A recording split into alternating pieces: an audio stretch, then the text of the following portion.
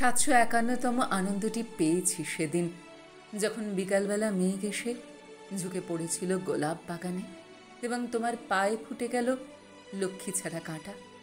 তখন বাতাসে ছিল বিহলতা, তখন আকাশে ছিল কৃষ্ণকান্তি আলো। ছিল না রঙের কোলাহল, ছিল না নিষেধ। অতটুকু ওষ্ঠ থেকে অতখানি হাসির ফোয়ারা মন্দিরের ভাস্কর্যকে ম্লান করে দিল নতুন দৃশ্যটি। এরপরই বৃষ্টি আসে 752 সঙ্গে নিয়ে। করমচা রঙের হাত, চিবুকের রেখা, চোখে চোখ, গোলাপ সৌরভ মেশা প্রতিটি নিঃশ্বাস যত্ন করে জমিয়ে রাখার মতো।